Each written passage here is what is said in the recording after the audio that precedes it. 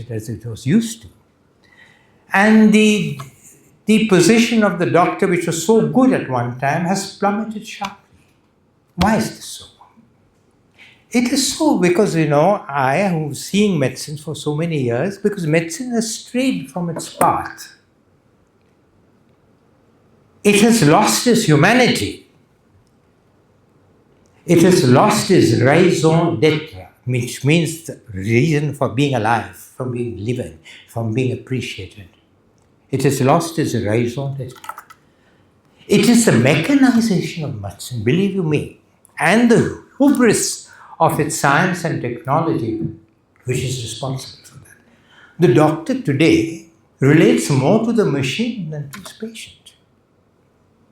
The machine is the via media, or the intermediary between the doctor and the patient. And unfortunately, he makes the patient also believe more in the machine than in the doctor. So that the patient might come to you and say, "Doctor, I have a bad headache for 10 days, I have to have an MRI." That sort of a thing. You see the point? So this is what has happened. And this is indeed a sad state of affairs. Why? Because in the bioethics that has been recently written, I told you, humanity and humanism is an essential part of beneficence. And if that is lacking, there is a big gap or a lacune in the practice of beneficence, which is the single most important ethical principle in the practice of medicine. There are other factors too. There is the commercialization of medicine, which is indeed a sad thing. What is more abominable or degrading than having to refer a patient from doctor to consultant, not for the benefit of the patient, but for the benefit of the doctors concerned, I ask you? What is more unfortunate than the practice of unnecessary procedures which need not be performed, unnecessary diagnostic things which are not to be performed, and treatments which are totally unnecessary, I ask you? And I must say this in general, what is more abominable than cut practice? Cut practice, I am told, is standard practice in the city of Bombay, which is shocking. For the younger boys and girls here who've been with us, I will tell you what cut practice really means. You must know this. When a doctor or a diagnostic medical center or even a hospital offers referral fees, cutbacks, for patients referred to them, that indeed is cut practice. And that is a sorry state of affairs. It offers a financial incentive to refer patients, not based on medical need or medical care, but for personal gain. That is not medicine. That is a business.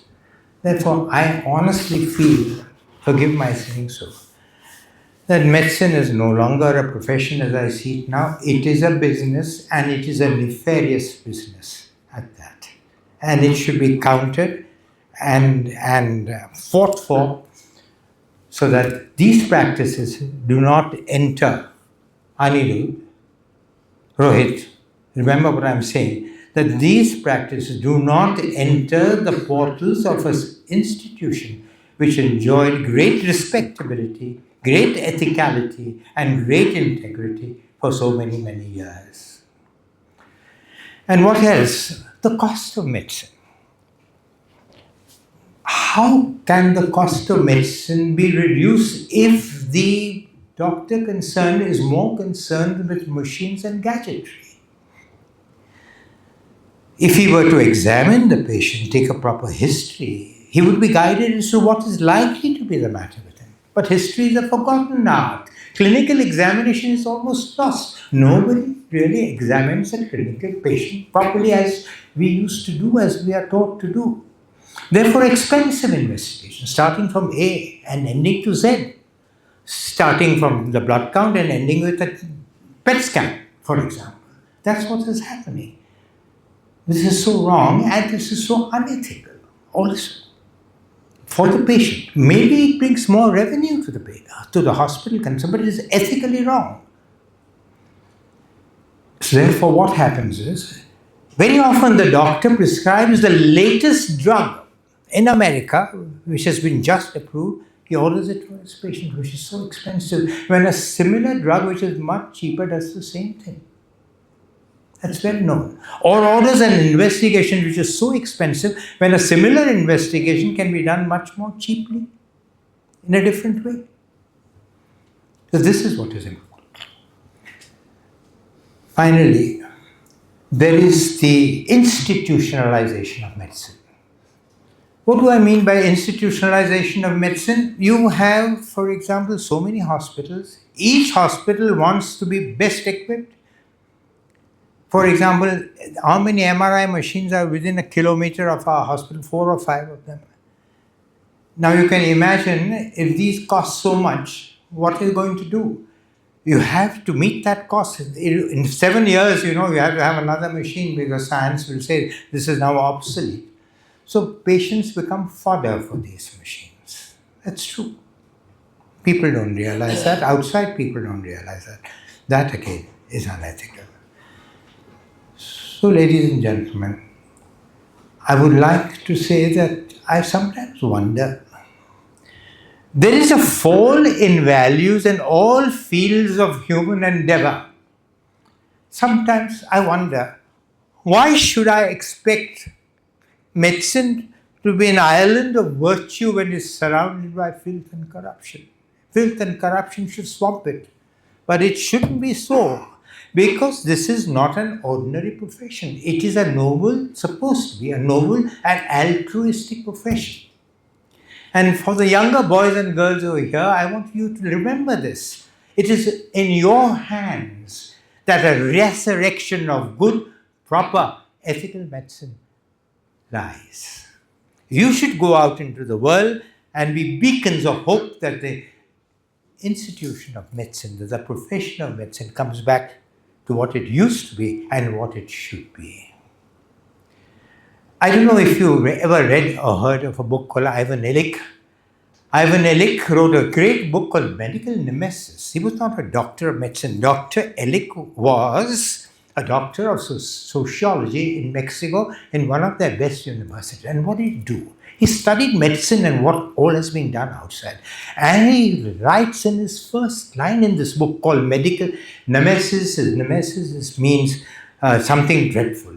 A god, who has wrath on society. That's Nemesis. He said, modern medicine has probably done more harm to man than ever. This is rubbish, of course. If Illich were to fall ill, he would probably go to a good hospital to get himself treated. But he made out 3 important things. He said there is such a thing as clinical iatrogenesis. Iatros is God, and genesis is to make. Iatros is the physician and genesis is to make. So diseases are made by the physician. And he quotes chapter and verse from the New England Medical Journal, from the Lancet, from the best journals in the world, peer-reviewed in the world, to show how many deaths have occurred as a result of unnecessary procedures, or procedures which are necessary but which have ended fatally. That's medical art.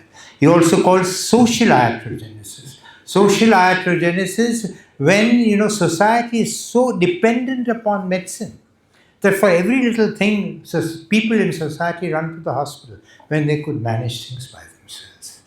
And lastly, they call cultural iatrogenesis, where the doctor said that we must fight death till the very end, last moment, not realizing that doing so makes death miserable, death painful, death horrible, ruinous to the family and to people all around. So this is how it is. I'd like to end by just speaking a few words on the future of medicine. Oh my, the future of medicine is really impossible to predict. There is a great deal of work going on in the best centers in the world, Harvard, Yale, etc. on the study of the human genome. And there are great scientists all around trying to manipulate the human genome. Why? So that you can change human beings, Homo sapiens, very quickly into a super race. Super intelligent, super looking, super everything. Perhaps being able to do things which no human being could ever have possibly done. That is what they're trying to do. You must realize that Homo sapiens has evolved over millions and millions of years through various stages. Our closest neighbors, the gorilla and the chimpanzee, for example. And even after that, so many other changes, including the Neanderthal man, and then the Homo sapiens, climbing the evolutionary ladder to become Homo sapiens. We will continue to evolve according to laws of Darwin and according to genetic drift for another many thousands of years, so that by that time we might look and appear quite different. We won't know, we won't be looking the same thousands and thousands of years from hence, because we will have evolved. But we will evolve according to Darwin and according to genetic drift. Present science wants to do that in a matter of 100 or 1,000 years. Is that right? God alone knows whether it's right or wrong. Present science wants perhaps to make you a half machine, half man, or even total machine. Would you like that? I wonder if these scientists have ever thought whether they should take a plebiscite and find out how many people would like to do what they want, like to know whether they would agree to what they're planning to do. That is another point which is really worth remembering. It all depends on what ultimately happens, but I can tell you one thing, that if ethical constraints are not laid at every step of discoveries, of scientific discoveries, the world and human beings or humanity will probably be plunged into an abyss, which will be the worst dark age possible, and which will be terrible for humankind because of the protraction and the length and the severity of science, which has strayed from its path. Thank you.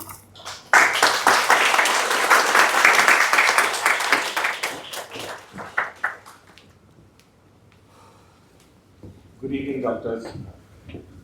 I won't take as long as Dr. Udwale, maybe just about 5 minutes, because I know it's your consultation time.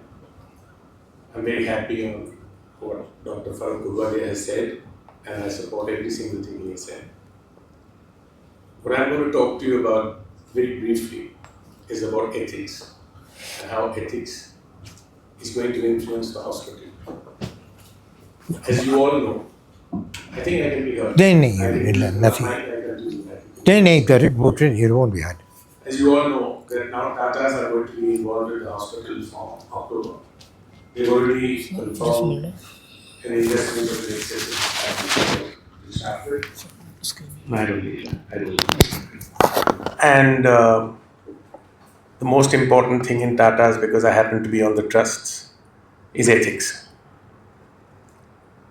We need all our doctors. Look, I'm not making any allegations. I'm not saying anything. I'm saying I'm there to support the doctors. We have a wonderful set of doctors, and it's a good family which we are in. Sometimes we receive a lot of complaints that X is done Y and Y is done that. And, these are areas which do happen, but I believe in self-governance. I don't think I'm the chairman of the ethics committee, and I would not like to exercise a power to do something against someone. I would like it to be self-monitored and monitored by the CEO and the medical director. We must do what is ethically correct. And what I mean by ethically correct is, if somebody is charging, say, 100 rupees in another hospital or Reliance or, any other hospital, I don't want to complain saying at Breach Candy he's charging 500 rupees. This is things which will affect the brand image of the Tata Group. And also, it's creating a phenomenal problem for us for insurance. We have an insurance company. We've got ICICI on board, we've got other companies on board. But they say that when doctors are charging multiple different types of fees for different patients, it's impossible to get cashless. So while I do appreciate that doctors can charge what they morally feel is correct, I cannot accept a situation where they're charging different fees in different hospitals. That's just not on. And I mean, it must have been happening. Maybe it still exists, but it's something which has to be self-governed by the doctors.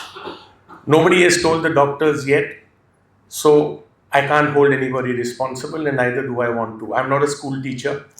I'm looking up to people who are very well educated, and I'm sure with a little coaxing from themselves, I would prefer them to be self-governance. If there is no self-governance, there's a warning once, then there's a warning twice, and then I think, unfortunately, we will have to take very serious action. As you all know, I'm a man of action. I have done it in the past. Don't force me to do what I don't want to do. But when I'm looking at the various areas of governance and the repercussions of what happens in today's day and age, I do agree with Dr. Udvadia in certain cases, but without saying too much, I also look after about 20 hospitals, out of which 17, 18 are cancer hospitals for the poor. In the Northeast and also now in India, you find a lot of doctors and a lot of hospitals are being held culpable and responsible. First, accused number one is the doctor. Accused number two is the CEO. And accused number three is the Board of Trustees. Now, judgments have been coming from these minority commissions and the consumer courts very heavily against doctors, etc., etc. So my request is just beat the curve. Let's not do something which cannot be substantiated or justified. Also, with Tata coming in, we've been talking to two different associations. I'm telling you because I'd like you to hear from me. Number one is the London Clinic. The London Clinic is keen on doing something with Breach Candy. And I said that, look, we can work two ways. You can either send your patients down and we can treat some of your patients under your NHS scheme or your private scheme. And if required, we can also have a change of doctors. We can have some doctors going there, some doctors coming here. We're also talking with Yale. Because when Tatas are talking about putting this type of money, we're talking about putting up a super specialty hospital, with one of the leading people. It's not just getting a name of Mayo. We'll be getting a very reputable association, including sharing of doctors. This should not be taken as a threat. It should be taken as cooperation. Because at some stage, within the next few years, we would also like to follow the model of paying our doctors on a full time. And all the doctors who have been working with us, we know, we will choose. It doesn't mean we can't have 5 doctors or 7 doctors we can have in the same field.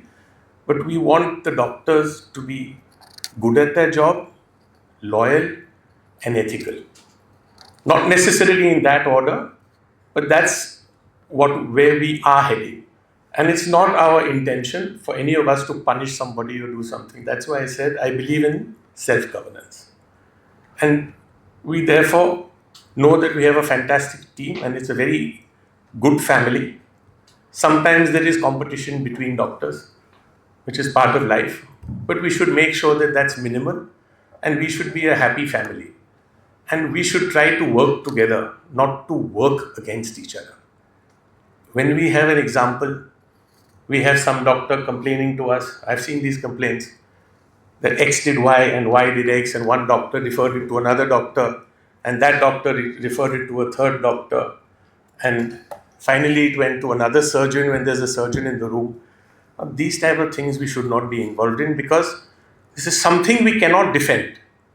And if there's something we can't defend, let's not get us all into trouble, And if it's such a blatant ethical issue, we should rethink about all these things, So I don't want to waste much more of your time because all the doctors are looking at their watches and it's consultancy period. So I think I'll end now. Thank you.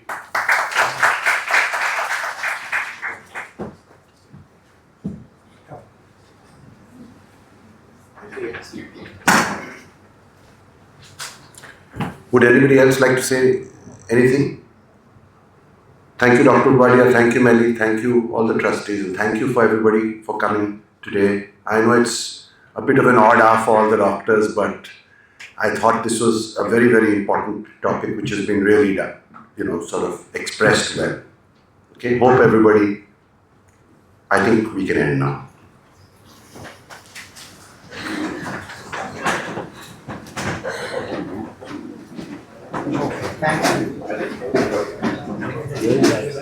Thank you. Thank you. Oh, very nice. Sorry, it came late. Hi, Dr. Mohan. You were sitting here last time asking every question.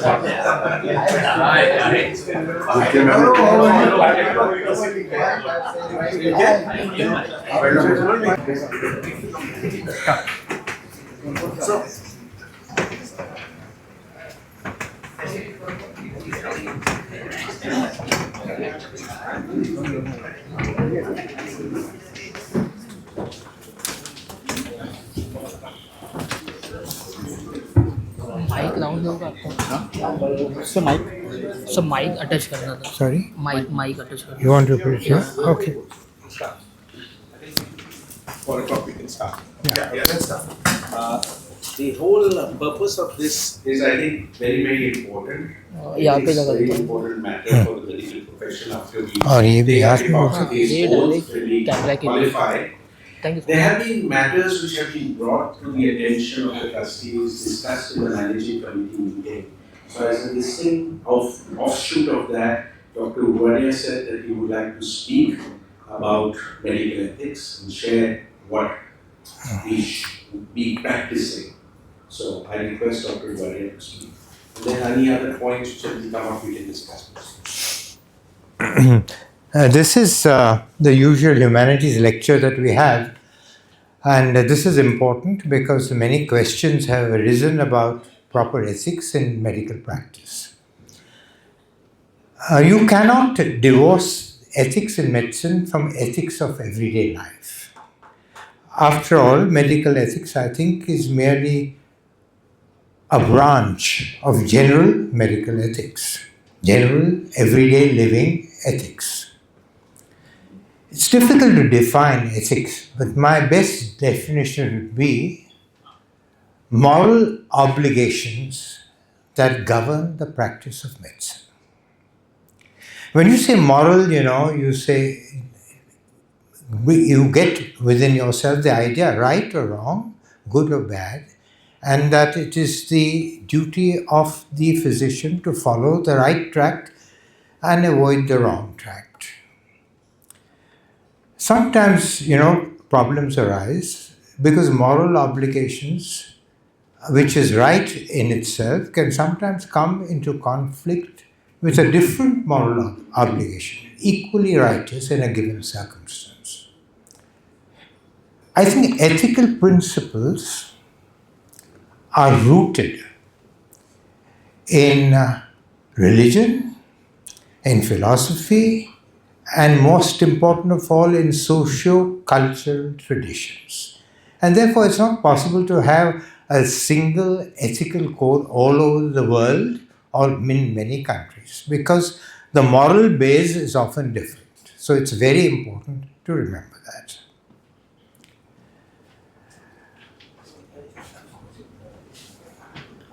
My strong feeling is that it is the art of medicine rather than the science of medicine which can guide a doctor to deal with the problems that may arise in medical practice. Just a short, for the younger boys and girls here, just a short history of ethics. The first history of ethics, where ethics was formulated, was as late back as 1500 BC by Hammurabi, the king of Babylon. And there is a steel plate in the British Museum which says what the doctor should do and what the penalties the doctor should bear if, for example, harm comes to the patient. Then came, numerous ethical codes, the most important of which was the Hippocratic Code, which with modification still stands very relevant today, and that by Charaka Susruta, their Samhitas, which also had a code which was very similar, in fact, to the Hippocratic Oath. In the 6th century AD, there was Theodoric king, the king of the Visigoths, who also had an ethical code. And then came some great Arab physicians, like Rhazes, for example, and Avicenna. Avicenna wrote a great book in medicine called the Canon in the 7th or the 8th century, and it's remarkable that his textbook was read up to the 15th century AD. He had a code of ethics. You have Maimonides also, and you have Thomas Aquinas. But the current important code of ethics was written by two doctors. I wonder if you can remember the name, but I'll give the name to you. They were Tom Beauchamp and James Childress. They wrote a book called A Text on the Bioethics of Medical Practice. And they gave the present main ethical qualities that a doctor should have in practice of medicine. The first they called beneficence. I shall deal with them a little later. And its counterpart, non-malfeasance. The second was patient autonomy. And the third was justice. So 4 basic principles laid. There are other important ethical problems which I shall deal with as we go along. Let me deal with the beneficence. Beneficence is doing good to the patient. It means acting in the best interests of the patient. This requires, of course, medical expertise. Who would deny that? And if one doesn't have a particular medical expertise in dealing with a problem, it is important that you consult someone who does. If you don't do that, that is unethical. But it's important to realize that these authors said that beneficence is not just medical expertise. It also includes human qualities. Those human qualities are best expressed in a single word: humanism or humanity. Now, what is that? Humanity is that quality which enables a physician to truly care for his patient so that he either cures him, or if not cures him, at least relieves his suffering. That is humanity. Now, humanity doesn't belong to science. It belongs to the art of medicine. You can't describe the art of medicine really in so many words. It is a rather nebulous affair. You can't quantify it, for example, as you would quantify many aspects of medical science. I would say it is a quality of the mind and the heart which enables a patient to enables a physician to truly care for the patient. And that is extremely important, because when that happens, there is a bond between the doctor and the patient. And a bond between the doctor and the patient is actually speaking the very crux, the very soul, the very heart of clinical medicine. That is really very important to realize. And it is the art of medicine, as I told you, which will be responsible for helping the doctor to meet the various quandaries that occur in ethical problems that arise in clinical practice, and not the science. Now, besides beneficence, the exact counterpart of it is non-malfeasance, which means you must make sure that whatever you do does not harm the patient. It's a beautiful sentence in Latin, said by Hippocrates when he says, primum non nocere, which means, first of all, do no harm. Now, that is not always possible. Because anything that you do, any procedure that you do, any medication that you do can sometimes cure the patient and very often can also cause harm the patient and even kill the patient. And there was a famous judgment by a very famous judge in England called Lord Denning, who simplified this problem. This is what he said. There was a court case that came to him when a doctor was sued. He gave morphine to an elderly man who was in great pain because some incurable disease. And he gave the right dose for the right age, and the patient stopped breathing after that and died. And he was sued because they said, you gave him something and my relative died. I sue you for that. And then he gave the great judgment saying that no, the doctor is not at fault because he did this to relieve pain, and as a side effect, it caused death. This is called the double effect. He called it the double effect. So that a drug or a procedure that is performed, which can do good to the patient, cure the patient, relieve his suffering, can sometimes, at the same time, do harm and even kill the patient. The moral of the story here, you weigh the pros and the cons, see the risks, see the benefits, and then decide what you have to do. But the principle of double effect is always to be kept in mind when you prescribe something or when you advise a procedure or whatever in the similar manner. Now you come to a very, very important principle of ethics and patient autonomy. Patient autonomy means that the patient has the right to refuse what the doctor advises. Refuses any procedure, not even a procedure, but even an investigation which he wants to do. A patient has a right to refuse that. For that, of course, the patient has to be properly informed. Not only informed, but the doctor must really realize whether the patient understands. This is difficult in patients, for example, at the JJ hospital, who are poor and very often illiterate.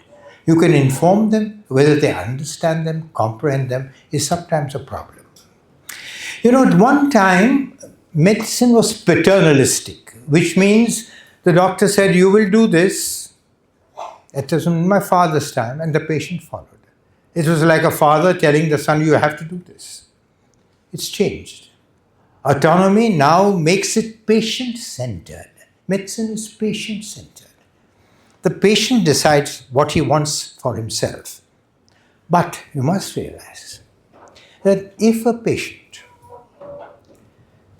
makes a decision which is contrary to the advice of the patient or advice of the treating doctor, quite contrary, he refuses this, refuses that, I won't do this, I won't do that. This autonomous decision has to be rational, has to be in the patient's best interests, and most important of all, it should be made after critical reflection. If it is not so, then it may not really be considered as autonomous. Of course, in America, this might seem anathema because autonomy is the most important thing. But I think in our part of the world where we practice, I think it's an extremely important point to realize. Now, there is sometimes a clash between the major principle of beneficence and autonomy. And particularly in acute medicine, it is the understanding of the balance and the interpretation of the balance between beneficence and autonomy that guides the doctor to make decisions in treatment and management. However, in acute medicine, in critical care medicine, beneficence should prevail over autonomy. And I shall give you some examples of this from my own experience and practice to prove that point. Many years ago, a patient comes, brought straight into the ICU, extremely breathless, cyanose, almost pulseless, pressureless. He has a double pneumonia. He has pneumonia, one lobe on the one side and one lobe on the other side. He requires immediate intubation and ventilation. He refuses. I won't have, young man, a wife and a child. I won't have it. I hate your doctors. I hate this hospital. I hate instruments. I have never been here. I don't want it. I'll get well on my own. You give me your antibiotics. I won't be. I won't put this wretched tube in. I won't have a machine on. I hate machines. I hate instruments. I'm telling you almost the exact words he tells me. Did my best to explain to him that, look, your life is at stake. His wife explained to him. We didn't battle it. What do I do? Shall I let him die because he's made an autonomous decision that don't touch me, I don't want an instrument, I don't want a ventilator? No. I just told my registrar, knock him out, intubate, ventilate. After a struggle, the man lives. Great struggle, the man lives. He goes home. When he goes home, he's happy, smiling. Thank you, thank you, thank you. Distribute sweets, etc. So that's what it means. Now, this decision was not really autonomous. He was not in a position to critically reflect on what he was saying. Give you another example. A doctor patient, a lady patient, who comes almost dead with a note being purposely given to us saying that nothing has to be done to me. I am not to be resuscitated. Now, how do I know what is the state of mind when she did this? We resuscitate her, again she gets well. So this is the second sort of a thing that I would like to tell you. Sometimes, the question arises that not in an acute position like that, but in a semi-acute way. A patient of mine with severe ulcerative colitis who had recurrent exacerbation, diverticulitis, who had recurrent exacerbations of this, treated by antibiotics, would get well, would refuse, and he said, after the third, fourth such episode, I said, look, you should get operated. No, I'm on antibiotics, I'm fine. One fine day, she has a perforation, she has an abscess, she has a pelvic peritonitis, but she still refuses. I said, look, this is your life. No, I'm not going to get operated. Here, I sat down and explained to her at length and made her change her opinion. So it was a paternalistic manner in which I had to behave. So sometimes you have to do this, and sometimes you have to respect autonomy. You respect autonomy when it's a cold case, a patient who has a cancer, and the patient says, I'm not going to receive chemotherapy. Then you say, well, go back, reflect, ask your other doctors, ask your colleagues, ask your friends, ask your relatives, and let me know. If he still says, no, I'm not going to take, you respect that. That is autonomy. And then comes justice. Now, justice in our part of the world is difficult. Look at the meagerness of our resources, the poverty that people have here. It is very difficult to be just, but I shall give you an example of what I faced in a matter of justice, as a matter of justice. When we started the tetanus war and we managed to get ventilators, we had 3 ventilators and 9 beds, I think. So when we put the patient who was most dead, when I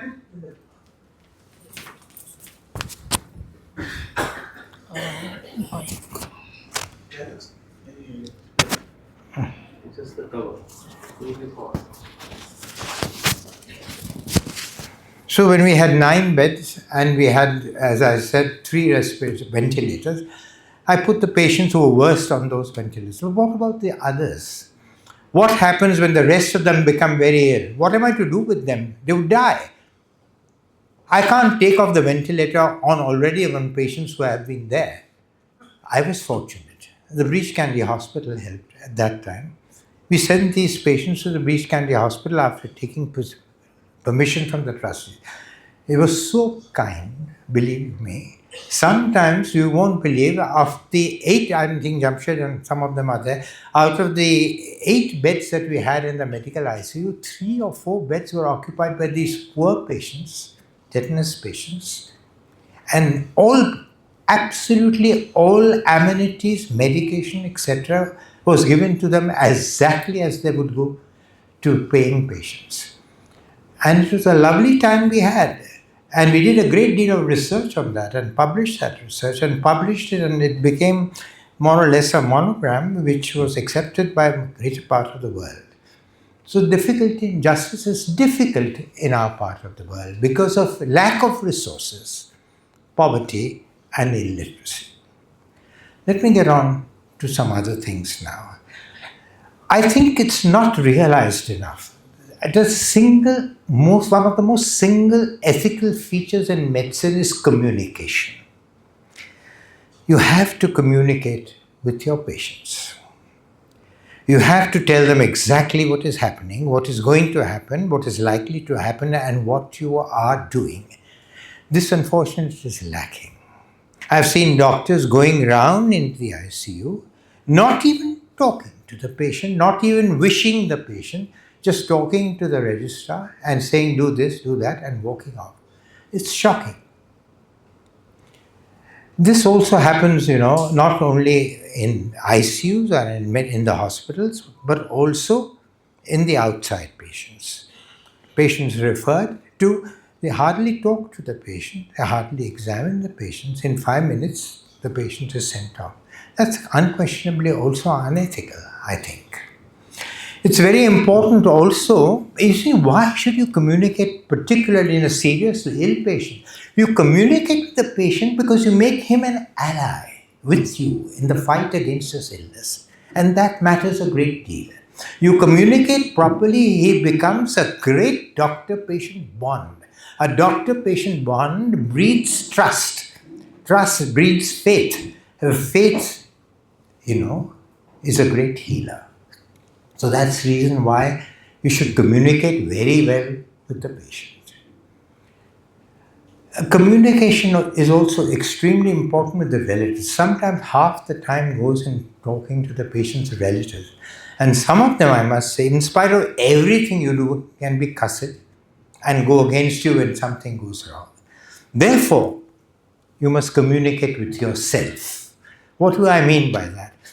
You must make sure that in a really ill patient, you have your records beautifully written.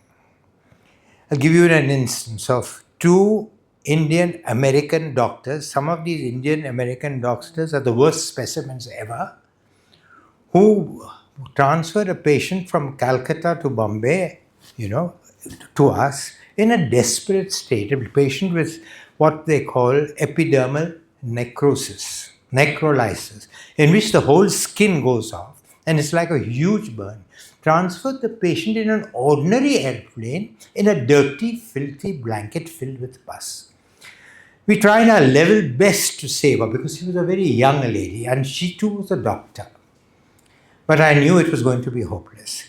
Every night I would write for 1 hour everything that happened on that particular day, why I did this, what for, what has happened, what I expect, what I do not expect, what have I done. Almost going to almost 4 foolscap sheets every night for 8 days till the patient lived. The patient died. Everyone was sued. The hospital was sued. The doctors were sued. Patient was from Calcutta. Calcutta doctors were sued. Calcutta hospital was sued. When the case came up in the High Court, they asked for the papers. And when they saw what was written by me, they said, how can you say the doctors have not done their job? How can better job can they do? And they just stopped the case as far as we were concerned. And as well as the doctors and me and the man who was the surgeon who was looking after burns, etc., was concerned. But the Calcutta doctors hadn't written their notes. And they were sued mercilessly. The hospital was sued mercilessly, and the poor doctor, was also sued mercilessly. So it's so important, therefore, that you communicate. And another thing, when you write this, for a very ill patient, you have a full retrospect of what has happened. So many things have happened. When you write them down, you have a better idea. Have I forgotten to do this? Should I have done this? Was I right in doing this? Should I do this? Should I ask someone about it? So you have a much better perspective and you feel happier and you have a better grasp, a holistic grasp of the whole subject. So that's as far as communication goes. Next important thing is accountability. This is so important. You should be accountable for anything that you advise, anything that you do, anything procedure that you follow. You should be answerable for that. That, I think, is crucial. It is a very vital part of ethics as far as medicine goes. Then I come to another point, and that is charity. You would say, why should you bring charity in as an ethical thing? Of course, in my opinion, it has to be. You're in a poor country. And if a man who cannot afford you, if he then comes to you and says, sir, I've been everywhere and I don't know what, can you please help me? Can you please examine me? Of course you will. One would think that all charitable people wanting charity will come to you. Nothing of the sort. It doesn't happen. It just doesn't happen. I think it was the great Sir Thomas Browne. I don't know, none of you must have read his book. It's called Religio Medici, written in the 17th century, when medicine was nothing else but the practice of religion, practice of compassion, and practice of empathy, nothing more and nothing less. He said, do not enter the temple of science with the soul of a money changer. Now again, let's take the other way around. The charges the doctors make. You will admit that the major attraction of the Breach Candy Hospital is that there are no limits to the charges levied by doctors practicing it. And there has been a bit of a cry and a bit of a stink produced outside in society saying that Breach Candy Hospital is a rip-off because they charge exorbitant fees. Now I know the doctor who charges a lot might say, what is it to you? The patient agrees to pay me, so why can't I charge anything? But have a sense of proportion. All right, you think you are a better surgeon than the other surgeon practicing the same thing outside, or a better physician than others outside. But surely there should be a sense of proportion. When others charge 5 lakhs of rupees, if you charge 20 lakhs of rupees, is that reasonable? I ask you that. It is unreasonable, I think. And you cannot carry on with that. It is wrong to do that. It is wrong also, to me, I would have my fees fixed. It is 5,000 rupees at a consultation. Even if a Maharaja came to me and a very rich man to me, I would not ask for 1 penny more. It's the same with fees in the hospital. I personally think you should not charge fees more from very rich people just because he's a very, very, very rich person. Why not then charge 80 lakhs of rupees instead of 10 and 20 lakhs? I ask you. This creates a bad impression for the hospital. You must remember that at one time this was the only hospital in this area. And charges were reasonable at all. And there were no comparison of charges. Then came Just Look Hospital, which was nothing compared to us when it first started. But then came so many corporate hospitals. And everyone going there had fixed fees. So there is in society in general a feeling that the Breach Candy Hospital is a rip-off. Would you like that to be spoken of in a place where you are working and where you are earning your livelihood? Would you like to spoil the reputation of its integrity, ethicality, which it was so well known for so many years, I ask you? I must go further. Confidentiality is another very important thing. Confidentiality is extremely important. You know that a patient's conversation with his physician is absolutely confidential. Even the High Court judge cannot ask, except when there is a situation which endangers the life of one or more people, or of a community, or of a society, or of a country.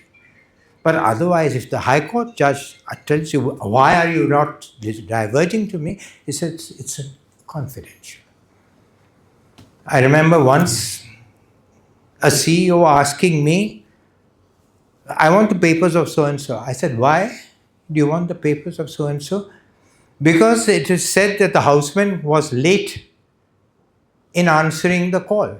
I said, that you can investigate. Why do you want the paper for that? I will tell you. I'm the doctor, the houseman there. Let's investigate that. I refused to divulge the paper. I said, no, under no circumstances will I allow you to take the case notes of a paper. They are confidential. So that's as far as confidential. Then honesty and integrity. I said, you can't divorce medical ethics from honesty and integrity of your daily private life, daily living, daily public life. They live together. You cannot be a good physician if you're not a good man or a good woman. I think so. You have to have honesty and integrity in all your dealings that you have, not only with the outside world, but even so with the patients that you deal with. And finally, human rights. Human rights came up when the Second World War was over, and it was seen what horrible things were perpetrated by the Nazis to experiment on them with drugs, with procedures, etc. That was a time when the UN had a Human Rights Commission which said vulnerable people in this world are particularly important not to have their human rights violated. My friends, I've told you about the relationship with the doctor and the patient. I just want to very importantly tell you, equally importantly, of the role of the medical profession in relation to society at large, the profession at large. Does it offer medicine in par with normal ethics?